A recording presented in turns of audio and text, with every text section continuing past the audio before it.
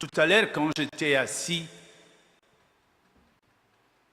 dans mon esprit, j'étais en train de réfléchir. J'ai vu que, avec l'expérience, une petite expérience que j'ai eue, la manifestation de Dieu dans certains lieux avec d'autres lieux se diffère beaucoup. Et je cherchais à comprendre pourquoi. Un jour, j'étais réussi en Afrique, pas parce que j'ai été invité, c'était à l'improviste. Je vis une petite localité et je suis allé là-bas. Et j'ai dit, je vais leur demander s'ils veulent écouter le message de Dieu. Et quand j'ai demandé, ils m'ont dit, pourquoi pas? Vas-y. Et je demandais, vous pouvez inviter les autres? Ils ont dit, oui, tout le village va venir.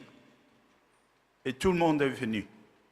J'ai été surpris de la manière, en l'improviste. Personne ne savait que je passerais là. Moi, je ne savais pas que je vais passer là. Mais chaque personne, même ceux qui travaillaient, ceux qui étaient les mamans qui étaient à la cuisine, ils ont tout abandonné.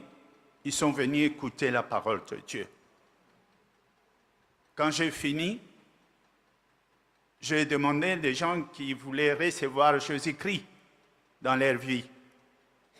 Il y avait un silence. Ce silence, c'est parce qu'ils s'étonnaient pourquoi je demande ça. Et puis il y a quelqu'un qui est sorti de la foule et m'a dit, pourquoi tu demandes? Qui va recevoir, qui va refuser Jésus-Christ ici? De la manière dont tu parles comme ça. Moi je dis, vous voulez tous accepter Jésus? Et tout le monde a dit, oui. Ah, alors venez. Ils se sont approchés.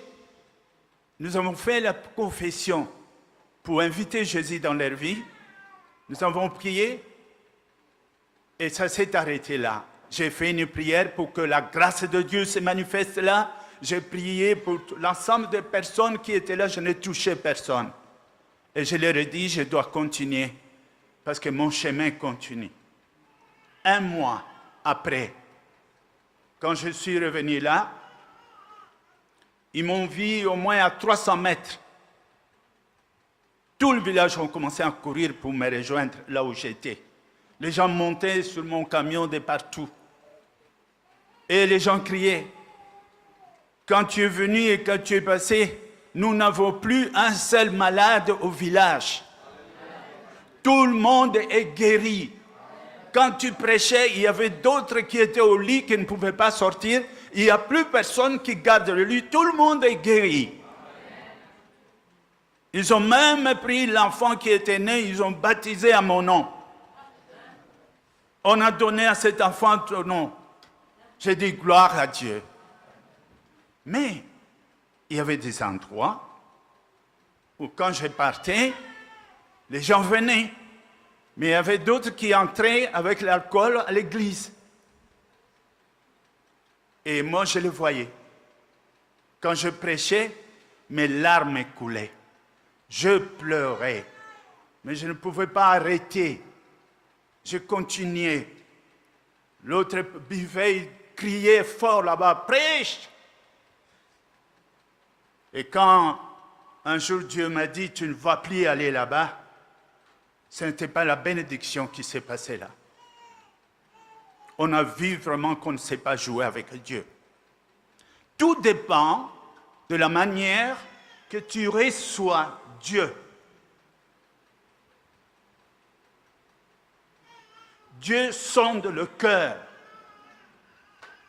Dieu regarde comment tu acceptes son nom, comment tu les loues, avec quel sérieux que tu prends quand il s'agit de lui, comment tu te comportes, comment tu peux faire des sacrifices, abandonner certaines choses pour donner priorité à Dieu, la priorité sur les choses de Dieu, tout cela compte. Après, on s'étonne qu'il y a une différence entre les chrétiens et les chrétiens. On s'étonne qu'on est venu ensemble, les autres avancent et d'autres traînent encore là. N'oubliez pas, l'Israël a fait 40 ans au désert, pas parce que Canaan était loin. Canaan n'était pas loin. Mais ils ont fait 40 ans à cause de l'incrédulité, à cause des doutes, à cause des murmures, à cause du non-respect de Dieu. Au lieu de louer, d'adorer Dieu comme il se doit, malgré tout ce que Dieu a fait, ils discutaient, ils combattaient Moïse, ils murmuraient. Ils étaient même retournés à des choses qu'ils devaient abandonner. Et alors Dieu a dit, si vous vous souciez de moi, moi aussi, je veux me soucier de vous. Mais si vous ne vous souciez pas de moi, moi aussi, je ne me soucierai pas de vous. Et Jésus a dit, celui qui me déclare publiquement et que je suis son Seigneur et son Sauveur, moi aussi, je le déclarerai devant mon Père et devant les anges qu'il m'appartient. Est-ce qu'on est là? Merci beaucoup. Ça a tenu. Je crois qu'au cours du temps que nous allons passer ensemble, je vous invite tout simplement à changer. Le changement ne finit pas. Jusqu'à aujourd'hui, je demande encore à Dieu, change-moi encore. Change-moi encore. Change-moi encore. Ça ne finit jamais. L'école de Dieu est une école, aussi longtemps que nous vivrons ici, c'est une école éternelle. Dites Amen. Pour nous, avant tout, pour ceux qui sont déjà chrétiens et ceux qui ne le sont pas encore, et ceux qui vont les devenir, ou ceux qui sont chrétiens, et ils sentent qu'il y a une faiblesse, il y a quelque chose qui leur dit, il y a des situations qu'ils ne comprennent pas, ils n'ont plus la force de s'élever le matin pour prier. Avant tout, nous devons savoir une chose. Le message de Dieu est avant tout pour nous faire comprendre qu'il n'y a qu'un seul Dieu. Un seul Dieu pour l'humanité, pour l'ensemble des créations. Il y a un prophète que nous appelons Ésaïe, qui a vécu longtemps avant Jésus-Christ, 8 siècles avant Jésus-Christ. Il a écrit, inspiré par Dieu, ces déclarations que nous pouvons lire ensemble dans Ésaïe 45, 22. Écoutez bien, Dieu dit, tournez-vous vers moi et vous serez sauvés. Vous tous qui êtes aux extrémités de la terre, car je suis Dieu. Il n'y en a point d'autre.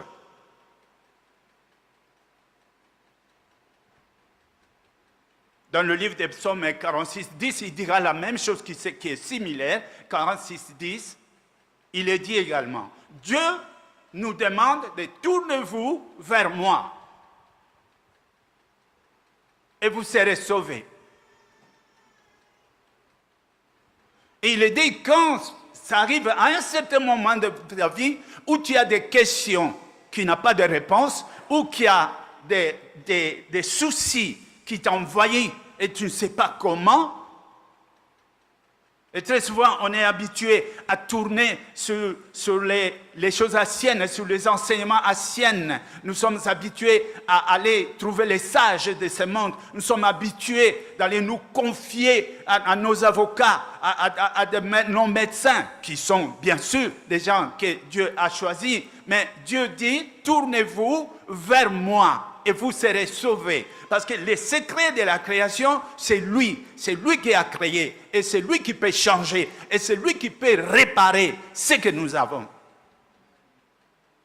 Tout ce que nous cherchons avant tout, bien sûr, c'est la paix. Ceux qui travaillent cherchent la paix. Ceux qui sont des commerçants, ils cherchent la paix.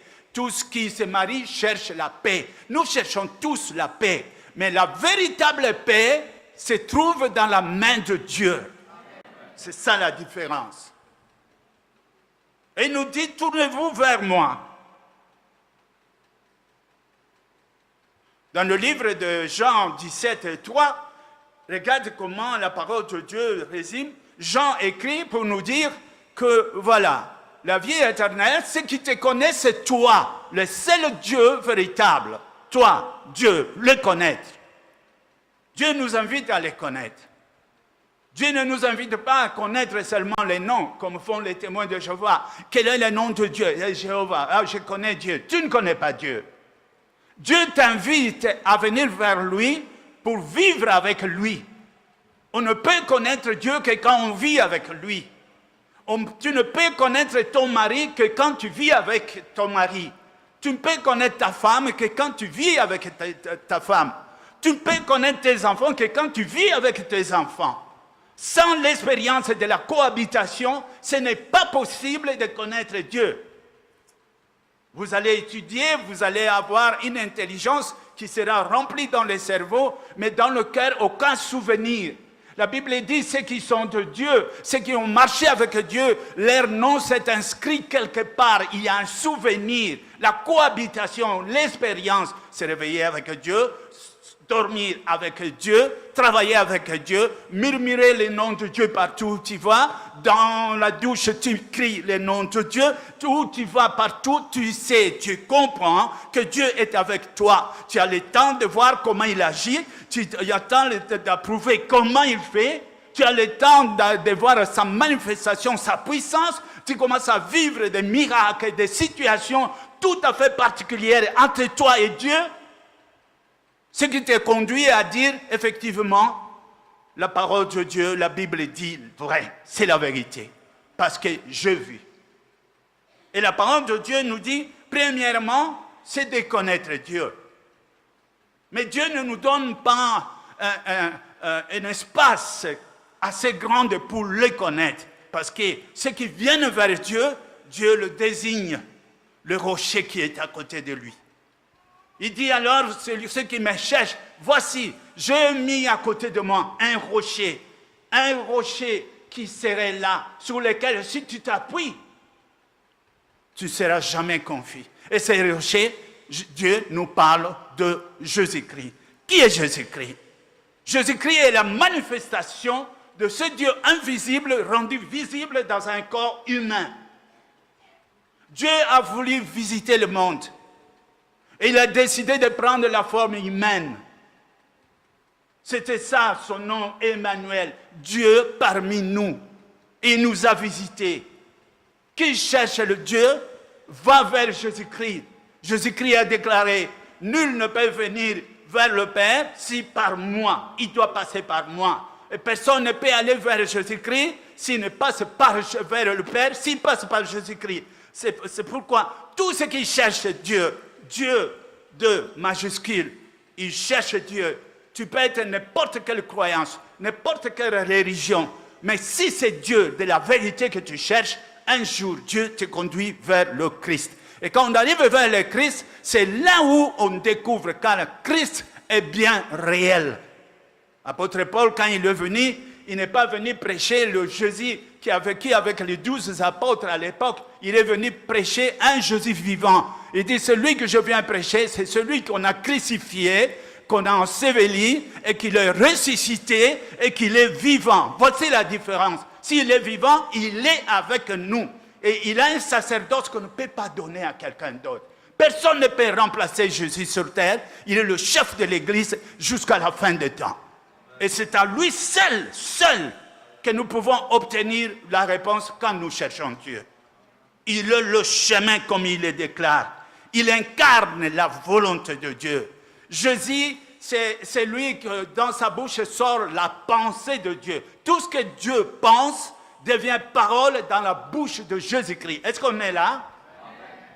Quand Dieu pense, Jésus parle. Et quand il parle, c'est la parole de Dieu. C'est pourquoi il est appelé aussi la parole de Dieu. Le seul moyen, en dehors de lui, ce n'est pas possible. La Bible dit, tournez-vous vers moi. Voilà ce qu'il dit. Ça veut dire tout simplement, amenez vos problèmes. Prenez vos problèmes et ce qui vous tracasse. Des choses dont vous ne comprenez pas. Il n'y a rien qui soit impossible à Dieu. Rien. J'ai béni Dieu, un jour j'étais dans l'église catholique, on m'a invité pour prêcher et c'était difficile d'entendre un message qui était le genre de message direct qui parlait aux gens. Et quand j'ai prié, quand j'ai prêché, j'ai fini, j'étais à la fin, mais je voyais dans le visage des gens comme si ils me disaient « continue ». Mais je ne pouvais pas continuer parce que mon temps était fini et puis le message était fini. Il restait une chose. Je voulais que Dieu aussi fasse quelque chose pour qu'ils comprennent. Ce que je dis ne vient pas de moi, vient de Christ. Et ça ne vient pas de Christ, ça vient de Dieu. Et ce que nous faisons n'est pas notre volonté, c'est la volonté de Dieu. Et je voulais ça. Et je regardais, et Dieu a fait le miracle parce que dans la salle, une femme a crié « Sauve mon mari ». Alors je me suis dit « Merci Saint-Esprit ». Parce que c'est ton tour maintenant, tu vas montrer qui tu es. Et cette femme était madame qui était le directeur de l'école théologique, écoute bien, école universitaire théologique, c'était son mari. Paralysé 4 ans, vous comprenez? Les prêtres sont fatigués, on a mené dans tous les hôpitaux, c'est fini, il attendait la mort. Il attendait la mort. Et ce jour-là, sa femme dit, sauve mon mari. Moi, j'étais content. Pas parce que j'ai quelque chose, parce que la parole qui venait de sortir là n'était pas de moi. Il fallait que le Saint-Esprit donne un cachet pour montrer que ça, c'est ma parole. Alors, je dis à la dame, où est ton mari? Il ne peut pas marcher. Où est-il? Il dort. Il est dehors. Où est la maison? C'est à côté de l'église. Et c'est comme ça que Dieu a fait son miracle. Nous sommes allés là-bas. On a transporté cet homme. On l'a amené là, on l'a couché. Je voulais parler. Et voilà, sa femme me dit, il ne parle pas. Pas moyen de parler de l'évangile. Alors qu'est-ce que j'ai dit? J'ai dit, la foi de ta femme te sauve à partir de maintenant, au nom de Jésus-Christ. Et j'ai dit à sa femme, c'est fini, il est guéri. Et sa femme regardait son mari et me regardait, c'est vrai, il est guéri. Moi, j'ai dit, il est guéri. Prenez-le, il doit prendre le bain, et ensuite, il va s'habiller. 30 minutes après, il était devant moi en costume. Je ne le connaissais plus. Et les prêtres sont venus me demander qui j'étais. Je suis le simple serviteur de Dieu. Ils m'ont demandé, tu as été au Vatican? Jamais. Je ne connais pas le Vatican. Je n'ai jamais été en visite avec le pape. Je n'ai jamais été à Lourdes. Moi, Jésus vivant. Est-ce que vous comprenez? Le Jésus qui est à moi. Le Jésus qui peut être en vous, en vous, en vous. Votre foi, la foi que nous avons, a besoin du soutien. Tu as cru une fois parce que tu as reçu la belle parole. Mais quand on croit, on ne croit pas seulement. Il faut croire un jour, mais il faut continuer à croire chaque jour. Mais c'est à ce moment vient la difficulté. Pourquoi? Parce que chaque jour aussi vient des problèmes. La Bible dit, tous ceux qui veulent vivre pieusement en Jésus-Christ seront persécutés. Alors tu vas te dire, mais je suis avec Dieu, je vais à l'église, j'ai ma Bible. Mais pourquoi les problèmes? Mais nous devons comprendre que pour être bénis, nous devons passer des épreuves. Pour que notre foi grandisse, nous devons passer des épreuves et vaincre les problèmes. C'est dans cela. Quand les miracles vont commencer à s'accumuler, quand tu vas commencer à voir, là, il y avait un problème, maintenant il y a une solution. Là, il y avait un problème, maintenant tu vas dire, effectivement, Dieu n'a pas menti. Alors maintenant, tu vas t'accrocher à ce Dieu-là, sachant qu'il est le Dieu qui peut résoudre tous les problèmes. Est-ce que nous sommes là? C'est là. La Bible nous dit, il a envoyé notre Seigneur Jésus-Christ comme signe pour nous. Nous n'avons pas cité le nom de Jésus comme par hasard. Dans la Bible, il y a 53 prophètes qui ont écrit, qui ont participé, dont la Bible en parle. Mais nous ne faisons pas mention de ça. Pourquoi? Parce que Dieu a dit, celui-ci, il a pointé le doigt sur Jésus-Christ. Celui-ci est mon fils bien-aimé, à qui j'ai mis toute mon affection. Et il ajoute, écoutez-les. Nous devons écouter les autres. Mais Dieu vient, il dit, écoute Jésus. Quand Jésus vient, il va nous parler de la bonne nouvelle, l'évangile que nous attendons. Jésus ne nous juge pas. Nous n'entrerons pas au ciel parce que nous tremblons devant Dieu. Nous ne pouvons pas avoir la vie éternelle parce que nous avons peur de Dieu. Est-ce que vous comprenez? La crainte, le tremblement, c'est le début de la sagesse. Mais ce n'est pas la sagesse. Aucun papa ne voudra que son fils tremble tout le temps devant lui. Quelque chose ne va pas. On ne démontre pas le jugement, mais nous montrons l'amour. Dieu nous montre l'amour. Est-ce qu'il y a quelqu'un dans la salle? C'est l'amour qui est montré. Là, c'est là où il est pointé de doigt. Dieu nous aime. Quand on regarde la vie de Jésus, et quand on sait que Jésus disait que ce que vous me voyez faire et dire ne vient pas de moi, vient de mon Père, il y a à réfléchir là-dessus. Devant la femme adultère qui méritait la mort, qui méritait d'être jugée, qui méritait qu'on lui jette la prière. Si les autres personnes ne pouvaient pas la jeter, évidemment, parce que Jésus a dit, qui n'a pas péché, jette la première pierre. Et personne n'a jeté la pierre. Mais Jésus pouvait jeter la pierre, parce qu'il était la seule personne qui n'a pas péché. Mais lui-même n'a pas jeté la pierre. Et puis il a dit à la femme, alors où sont-ils ceux qui t'ont accusé? Ils ne sont pas là. Va et ne pêche plus. Il avait l'opportunité de juger, mais il ne l'a pas fait. Sur la croix, quand il était crucifié avec les brigands, ces gens-là méritaient la mort selon la loi romaine. Ils ont volé, ils ont tué, ils ont violé, ils ont fait des tas de choses. Mais quand l'un a dit à Jésus, souviens-toi de moi, Jésus n'a pas dit, c'est trop tard. Jésus ne lui a pas dit, est-ce que tu as vu Jean-Baptiste pour le baptême? Jésus n'a pas dit, non, il faut faire un cure d'âme. C'est trop tard pour toi. Mais Jésus a dit, en vérité, aujourd'hui même, tu seras avec moi dans le royaume des cieux. Au travers de Jésus-Christ, nous découvrons la justice de Dieu, qui consiste plus à pardonner qu'à accuser. Il pardonne et il nous aime.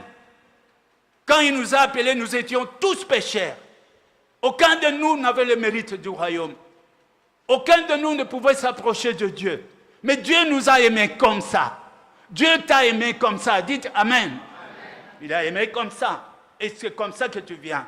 Maintenant qu'il t'accueille, maintenant qu'il t'accepte, maintenant qu'il pardonne tous tes péchés, ne remets pas à cause la situation du passé pour dire je suis là parce que j'avais obéi. Non, tu as accepté le Seigneur Jésus-Christ. Dieu ferme les yeux. Il dit, celui qui reçoit mon fils, je ne me souviendrai plus de ses péchés. Est-ce que nous sommes là? Dans ce cas, nous avons un sauveur. Nous avons un Seigneur. Mais le problème que nous avons surtout, c'est le problème du choix. Choisir. Nous avons choisi entre la mort et la vie. Josué l'a dit. Un jour, il a dit au peuple, choisissez aujourd'hui qui vous voulez servir. Et nous avons choisi Jésus. C'est bon. Mais ce qu'on oublie, à chaque fois qu'il y a un problème qui arrive dans notre vie, c'est encore une fois l'occasion de choisir comment tu veux résoudre ces problèmes. C'est là où on se trompe souvent. Tu as un problème qui arrive, tu as Dieu avec toi, mais tu choisis d'aller trouver un avocat. C'est un choix. Nous sommes libres. Dieu ne va pas nous obliger forcément à l'obéir. Nous sommes libres de trouver la manière dont nous voulons gérer notre problème. Nous sommes libres. Il y a une dame qui avait eu un accident. Et cette femme, quand elle a eu son existence, c'était une femme chrétienne. Elle est allée au parquet pour trouver la justice. Et la justice les a convoqués. Ils ont condamné le chauffeur. On lui a fait une amende grande de $10,000 qu'il devait payer. Mais seulement cet homme-là avait, comment est-ce qu'on appelle ça, le médaille privilégié, là, les gens qu'on ne peut pas toucher comme ça. Personne ne pouvait l'arrêter. Cette femme a fait 1 an de déplacement de va-et-vient, avocat, justice. Elle était fatiguée. Alors elle a trouvé une solution. Elle est venue chez moi avec le dossier de la justice. Elle dit, pasteur, je veux que toi tu pries bien, pose ta main sur mon dossier. Parce que demain, on va aller à la justice. Et je veux que le verdict, pour moi, que je gagne. Alors moi je lui ai dit, vous savez qui vous contactez à ce moment? Moi, je ne suis pas un magistrat. Je ne suis pas un juge. Je suis serviteur de Dieu. Si vous venez chez moi avec votre problème, c'est à toi de choisir maintenant. Est-ce que vous voulez la justice de Dieu ou vous voulez la justice des hommes que tu as choisis? Il y a un choix comment tu veux traiter ton problème. Lui, elle avait dit, je vais au parquet. Elle n'a pas posé la question à personne. C'était la grande voix. Les avocats sont venus derrière. On a commencé à manger de son argent. Et quand elle est venue chez moi, moi je dis, je suis serviteur de Dieu, je ne connais pas cette justice. J'ai une autre justice. Elle m'a dit, quelle est ta justice? La justice de Dieu dit, pardonne. Vous vous rendez compte? Un accident, jambe cassée, des opérations, des frais, et puis il dit, pardonne. C'est qu'est-ce qu'elle m'a dit? Oh, pasteur! Ah, pasteur! Mais on a déjà fait un chemin, ça fait 1 an le tribunal. Et toi, tu dis que je laisse tomber, je pardonne. Moi, je dis, c'est ça que je t'avais dit. Ou tu choisis Dieu, ou tu choisis ta justice. Alors, si tu sais comme ça, continue. Va, tu as commencé quelque chose et termine ce que tu as commencé. Moi, je ne peux pas prier pour la justice des hommes. Je ne la connais pas. C'est une justice de vengeance et ce qu'ils font n'est pas de justice. Elle a commencé à pleurer. Ça m'a fait mal quand je l'ai vue pleurer.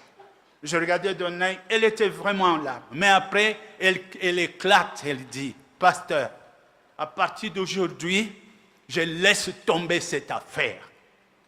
Je pardonne au nom de Jésus-Christ. Il dit, voilà les dossiers qui sont là, c'est ça. Je ne veux plus regarder ça. C'était à mon tour d'avoir les larmes aux yeux. Mais quand je me suis retourné, tu pardonnes pour de vrai? Elle me dit oui. Je dis, au nom de Jésus-Christ, que la paix que tu cherches te trouve maintenant. Et je prie maintenant pour l'intervention de la justice de Dieu. Vous savez qu'est-ce qui s'est passé? Le lendemain, après 12 mois que cet homme ne voulait rien attendre, le lendemain, cet homme a appelé cette femme. Je t'envoie 10 000 $ pour les frais que toi tu avais. Un jour. Et la Bible dit, tournez-vous vers moi. Des millions de personnes ont déjà fait cette expérience. Dans chaque continent, il y a des témoignages et des témoignages qui continuent.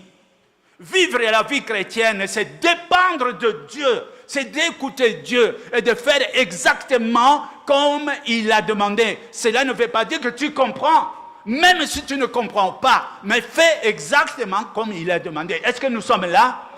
Tournez vers Dieu. Tourner vers Dieu, c'est ça, parce que vous en avez besoin. Vous en avez besoin parce que Jésus a dit, vous serez mes témoins. Qui peut être témoin sans avoir vu, sans avoir écouté et sans avoir touché? Tu vas être témoin de quoi? Si moi maintenant je dis je suis témoin seulement du livre, je ne serai pas vraiment témoin. Parce que tout le monde peut lire, vous comprenez? Mais si je parle, c'est parce que j'ai vu. Si je continue à prêcher, c'est parce que j'ai entendu, j'ai écouté, j'ai obéi et j'ai vu noir sur blanc comment Dieu agit. Maintenant, qu'est-ce que je dis? Quand je regarde la Bible, je dis tout est vrai parce que j'ai vu. Jean commence son écriture, il dit ce qu'on a entendu, ce qu'on a écouté, ce qu'on a observé, ce qu'on a touché, c'est ce que nous témoignons. Pour être témoin, il faut avoir vu. Nous avons donc besoin de l'expérience. Il y a beaucoup d'occasions qui se passent comme ça à la maison, chez nous, des enfants malades, des situations qui ne vont pas, mais quand on ne se confie pas à Dieu, quand on ne laisse pas Dieu agir. Se confier à Dieu, c'est-à-dire déposer tes bagages, déposer tes armes, laisse tes calculs, arrêter de parler des gens que toi tu connais. Nul ne sait ce qui va arriver demain. Confie-toi à l'Éternel au nom de Jésus-Christ et tu verras ça. C'est ça la force du chrétien. Une expérience, 2 expériences, 3 expériences. Quand tu auras 10 expériences, tu peux prêcher. Tu pourras dire quelque chose parce que tu as vu. Est-ce que nous sommes là? C'est une invitation pour tous. Ceux qui n'ont pas l'expérience, ceux qui ne mettent pas la parole de Dieu en pratique, c'est difficile pour vous de tenir et de garder la parole après quelques années. médite aussi l'air. Ce sera difficile.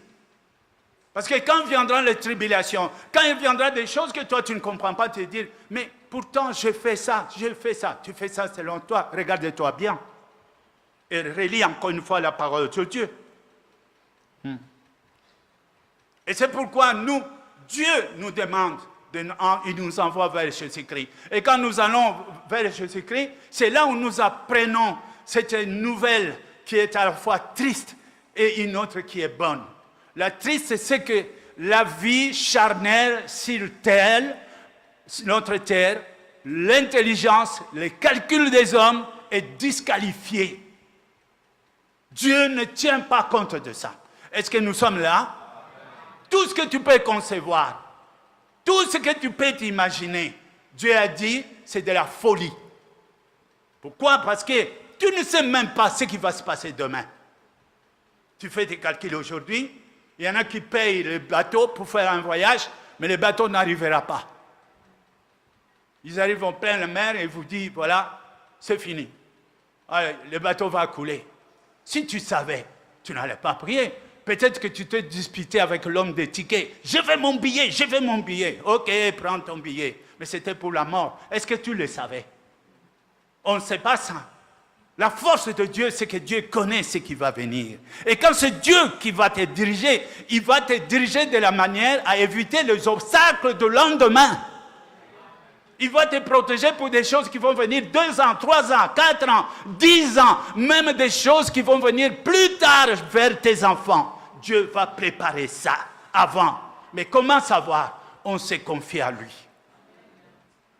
Pendant qu'on s'est confié à lui, Dieu agit. C'est ça notre témoignage. Et c'est le témoignage que tu peux donner à tes enfants. Et ce sera le témoignage que tes enfants apporteront aux enfants des enfants. Et c'est comme ça que nous serons à l'abri. Car Dieu est le bouclier de tous ceux qui croient en lui, tous ceux qui se confient en lui.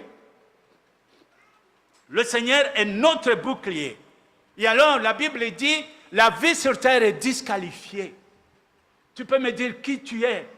Tu peux me dire, j'avais un homme comme ça que je connaissais. Il avait quelques 5 diplômes, je ne sais pas.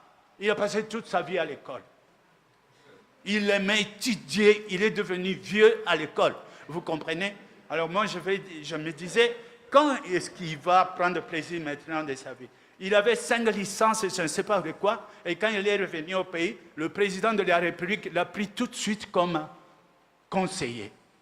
Un jour, j'ai discuté avec lui. D'abord, je l'ai invité à l'église. Et ce jour-là, le pasteur, il a dit, la chair de l'homme, c'est rien.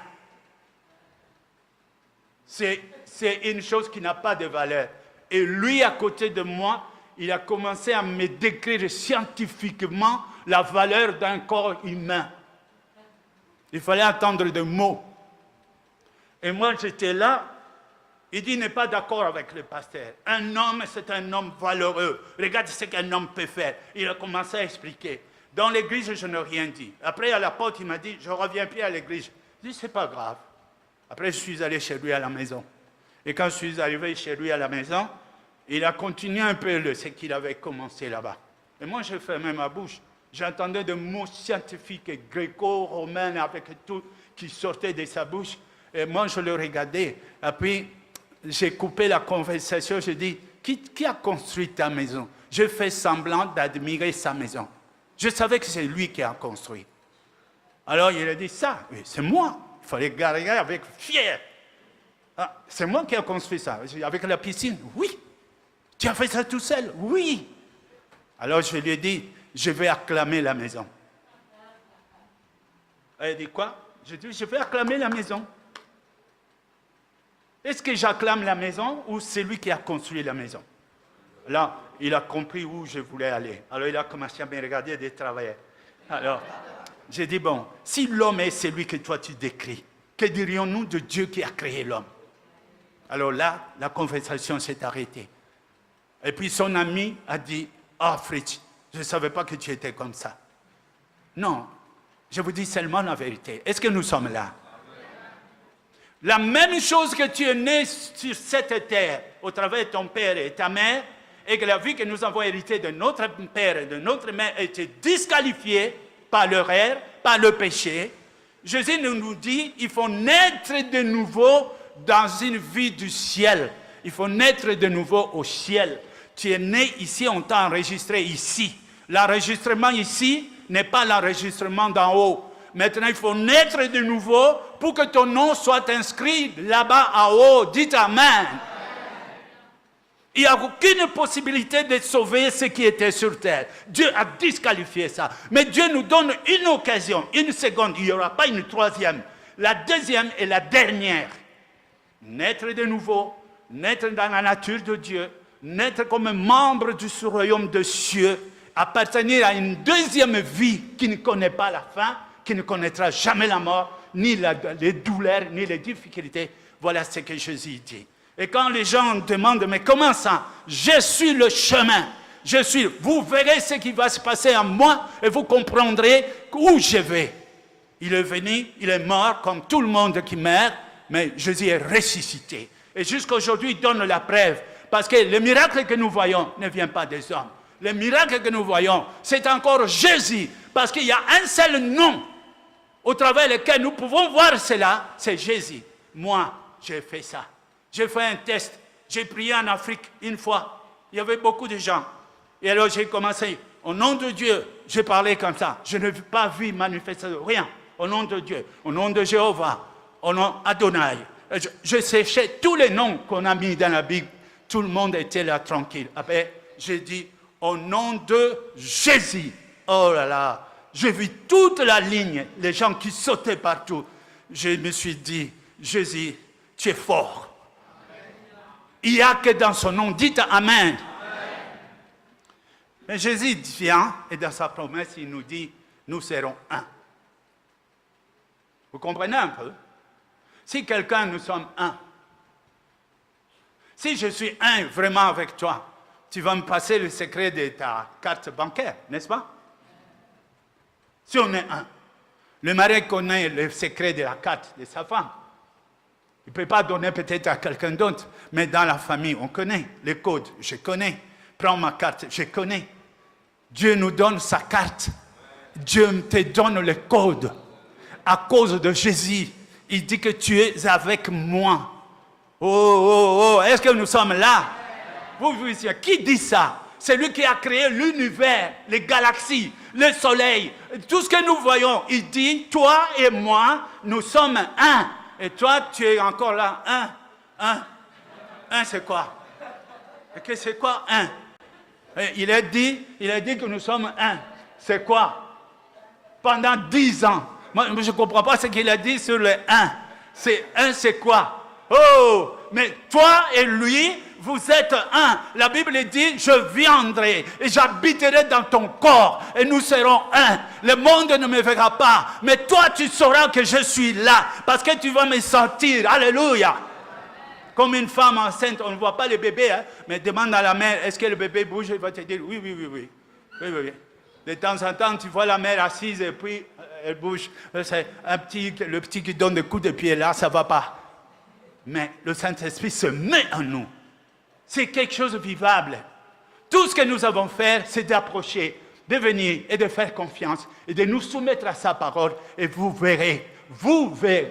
Croyez-moi, je ne sais pas quel nombre vous êtes ici. Je ne parle pas seulement de vous, mais je parle de ceux qui sont restés à la maison avec qui vous habitez. Si cette parole est appliquée, vous verrez la gloire de Dieu. Vous avez besoin de plus que parole de pasteur. La seule parole de pasteur ne suffit pas. Le pasteur amène une intercelle. Il faut que ça déclenche maintenant dans ton cœur pour que ça fasse un grand feu. Est-ce que vous êtes là? C'est bien d'étudier la Bible, c'est bien. On étudie la Bible, il y en a qui ont déjà fini toute la Bible. Ils connaissent tout. Tu veux parler, oui, c'est ça. Comme des témoins de Jéhovah, ils parlent comme ça. Mais ça s'arrête à la tête. Si tu cherches dans son cœur, il n'y a rien. Entre la tête et le cœur, c'est court, hein? C'est 20 cm. Peut-être 30. Mais en réalité, entre ce qu'il a dans la tête et ce qui devait être dans le cœur, c'est 10 000 km. C'est comme ici avec la France. 10 heures de vol. Tellement qu'il n'y a rien dans le cœur. Il a tout dans le lèvre, mais il ne connaît pas Dieu. Il ne sent pas son cœur battre quand il prie. Il ne sent pas la présence de Dieu. La chair de poule ne te sort jamais quand tu sens la présence de Dieu. La paix, la joie et toutes les promesses que Dieu n'est pas là. Quand les gens tremblent, tu trembles avec le monde.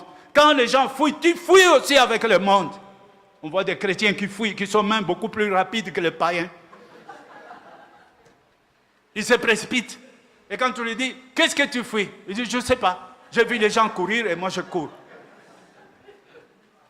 Mais que dit la Bible? La Bible nous dit, ne vous ressemblez pas, ne ressemblez pas au monde. Et ne vous inquiétez pas. Quand le monde tremble, toi, tu ne t'inquiéteras pas. Parce que je suis avec toi. C'est quelque chose de terrible. Et tout ce qu'il y a, c'est de changer. Il faut changer. La Bible dit dans l'Apocalypse 2, il dit quoi? Souviens-toi de ton premier amour. Beaucoup de chrétiens, quand ils ont commencé, ils avaient un autre rythme avec Dieu. Et si Dieu dit, souviens-toi de ton amour, il ne dit pas, je vais me souvenir de mon premier amour. Il dit toi, parce que Dieu n'a pas changé. Mais à partir du moment où tu as reçu Dieu, tout allait bien. Tu te réveillais en joie, tu priais, tu sortais Dieu partout. Et quand il y avait quelque chose à l'église, si tu venais, rien ne pouvait t'empêcher à venir à l'église. Dieu dit, souviens-toi de ces temps-là. Tu étais bien avec moi.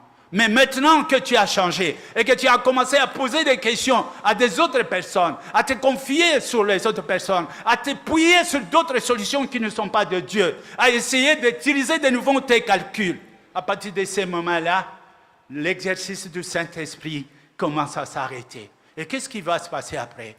La peur, les doutes. À 4 heures du matin, tu es déjà debout. Tu ne dors pas, mais tu ne penses pas à Dieu. Ce sont les problèmes qui défilent à la tête. Jusqu'au matin, tu n'as même pas encore trouvé la solution. Et Dieu dit, souviens-toi du premier amour. Sois ce que je t'ai connu quand tu étais avant. Tu étais pécheur, mais Dieu ne t'a pas refusé.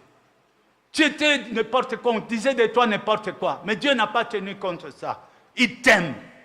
Et il t'a dit, je t'aime comme ça, viens. Et tu étais venu. Qui te dit aujourd'hui de dire que j'étais venu parce que quoi? Parce que Dieu m'a aimé, c'est tout. Il m'a trouvé bien.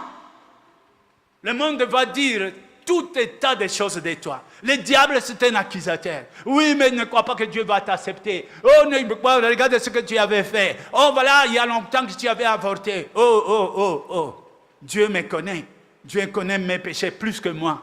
Mais il m'a dit, il m'aime. Qui va juger? Qui peut te juger? Reviens en arrière. Dieu a besoin de toi, d'une relation particulière. Tout ce qu'il y a, il faut changer. Il faut changer. La Bible dit, à chaque jour suffit sa peine. Chaque jour, je confesse encore une fois à Dieu. Chaque jour, devant le problème qui arrive, j'ai choisi encore une fois la méthode de Dieu. Et c'est comme ça que nous sommes vainqueurs. C'est comme ça que nous allons triompher. Est-ce que nous sommes là? Si dans ta vie, tu as dit que, bon, je ne me suis pas encore tout à fait confié à ce Dieu, tu as l'occasion maintenant. Tu as l'occasion de le dire. Et pour le faire, c'est confesser. Vous savez ce que c'est confesser? Confesser, c'est répéter la même chose comme Dieu l'a dit. Tu reprends la phrase et tu confesses. Il est mon Seigneur, il est mon Dieu. Et que tu te confies à lui, tu dis, Seigneur, dirige ma vie. Si tu ne fais pas ça, le Seigneur ne te prendra pas. Pas parce qu'il est méchant, parce qu'il respecte ton choix. Tu peux lui dire non. Tu peux dire aussi, Dieu, dans tout ce que moi je fais, je n'ai rien à voir avec toi. C'est bien, tu es Dieu, je te fais chanter pour toi, mais ne te mêle pas dans mes affaires. Il va te dire Amen. Il ne dira pas non. Chaque fois, c'est un problème de choix. Chaque fois, c'est un problème de choix. Tu peux dire, Seigneur, oui, mon travail, c'est pour toi et tout ça, mais l'histoire avec mon mari, ça ne te regarde pas. Dieu va dire Amen. Il va te laisser faire ça. Et crois-tu vraiment que tu vas réussir? Crois-tu vraiment que tu vas gagner? Mais quand on vient vers Dieu, dit, je te choisis toi, tu déposes tes armes. Même si tu as fait les calculs, 2 fois 2 égale 4. Non, ça ne peut pas tromper. Dieu, ici, il y a déjà la preuve par 9. J'arrête là. Non. Avec Dieu, ça peut être 2 fois 2 égale 5. Est-ce que nous sommes là? Il peut changer. Il peut changer les choses. Alors on s'est confié à lui. Le problème, c'est que tu ne t'es jamais, on ne s'est vraiment pas confié à Dieu. Se confier en Dieu, c'est mourir. Les chrétiens apprennent de mourir avant de mourir. Se confier en Dieu, c'est-à-dire, j'écrase mon choix. J'écrase mon intelligence. Et je dis, Seigneur, c'est toi qui le sais. Ce qui me concerne, c'est toi qui le sais. Beaucoup de gens ont des problèmes là. Peut-être que tu vas dire, j'attends que le pasteur pose sa main. Si moi je pose ma main sur ta tête, peut-être, je te donne de l'eau, une bouteille. Mais demain, il n'y aura plus d'eau. Vous comprenez? Il faut que tu deviennes la source toi-même. Tu n'as plus besoin de venir prendre une bouteille. Parce que l'eau va jaillir en toi. C'est ce que Jésus dit. Si vous m'acceptez, je ferai de toi une source vivifiante. Les autres vont venir puiser de l'eau chez toi. Ils viendront chercher la paix chez toi. Dites Amen. Tu verras le soleil s'élever avec joie et tu verras le coucher du soleil avec joie et tu glorifieras le Seigneur. C'est là où le Seigneur t'appelle. Est-ce que nous sommes là? Qui est d'accord avec cette parole? Mettez ta main comme ça. Qui n'est pas d'accord avec cette parole? Lève la main. C'est bizarre, mais il n'y avait pas tout le monde qui a levé après. Bon, il y en a qui se cachent. Bon, si tu te caches aujourd'hui, Dieu te retrouvera demain. Amen. C'est une bonne chose. Si tu n'as pas encore donné ta vie en Jésus-Christ, moi je vous dis, je dis ça une fois seulement. Une fois. Est-ce que vous comprenez? Ce n'est pas de la gymnastique, ce n'est pas des séries. Non, c'est une fois et le Seigneur fait. Si tu es là, tu lèves ta main, viens, et que le Seigneur commence à agir dans ta vie. Donne-lui une place. Bouscule un peu ton âme, qui vienne ensemble avec toi, vivre avec toi, et tu verras toi-même, tu viendras témoigner ici. Est-ce qu'il y a quelqu'un? Lève ta main. Levez la main. S'il y a quelqu'un qui, chrétien, et que tu sens que tu es refroidi, il y a des doutes, quelquefois tu te lèves, tu ne comprends pas, à la maison ça ne va pas, tu pries, mais un d'autres jours, tu n'arrives pas à prier, tu priais 1 heure, maintenant tu pries 10 minutes, ça s'arrête. Le Seigneur te dit encore une fois, lève-toi. Il ne t'a pas abandonné. Il n'y a rien. C'est question de se lever et de dire encore à Dieu, je reviens à la maison. La porte n'est pas fermée. Est-ce que vous êtes là? Est-ce que vous attendez cette parole? Prenez courage de lever ta main. Fais seulement ça. Dis oui, cette parole me concerne. Nous sommes tous au top. Que le Seigneur soit béni. Quand Jésus venait, il n'a pas guéri tous les malades. Pas parce qu'il ne pouvait pas. Il pouvait. Mais parce que les malades ne le permettaient pas de prier pour eux. Ceux qui disent, prenez courage. Fils de David, prie pour moi, sauve-moi. Alors Jésus disait, c'est qui? Il avance. Et cela était guéri. Et les autres, oh, voilà, il a guéri. Oui, mais lui, il a dit au Seigneur, moi, prie pour moi. Nous allons nous lever dans le nom de Jésus.